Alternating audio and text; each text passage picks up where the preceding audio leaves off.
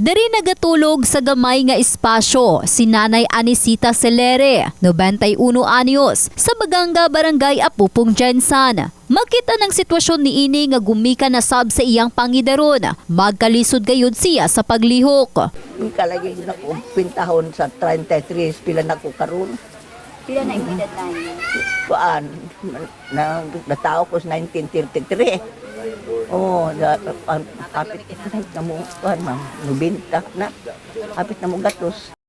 Sigon ni Nanay Anisita, mitaliwan na matud pa ang tulo ni ini ka anak ug ang uban aduna nay mga pamilya, rason nga wala dayon kini may masampitan. Gisaysay pa ni ini nga sa higayong mubundak ang ulan, nagabukot na lang kini og habol aron nga dili kaayong mabasa tungod na sab sa guba ni ining atop. Bukot.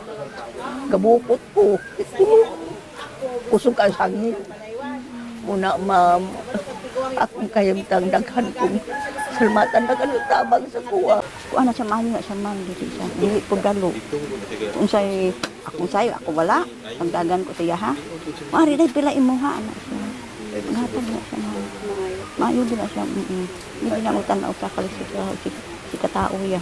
Gikalipay ni Nanay Anisita ang pagbisita kaniya sa mga personahe sa Brigada Group of Companies aron ihatod ang mga groceries gikan sa mga kabrigadang miyembro sa wantahanan aron makatabang ngadto sa mga nanginahanglan.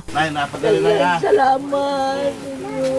Sigon ni City Councilor Attorney Frobel Canabalieke nga anchorman sab sa brigada, dili matakos ang kahimtang ni Nanay Anisita. Ang ato suggestion nga kung mahimo ma-improve ng iyang lugar kuan para dili sa mabasa and then basig mahimo ano kanang kahigdaan niya. Sugot naman sa initially nga pahayo na diya.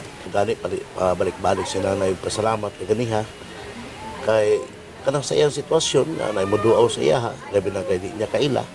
Dako ta kay ng bagay o more than katong atong gihatag nga bugas o mapagkaon katong pagpataas sa iyang spirit. After all diay sa kalisod na ko'y mga tao nga makahuna-huna sa iya o makahatag sa iya sa ginagmay.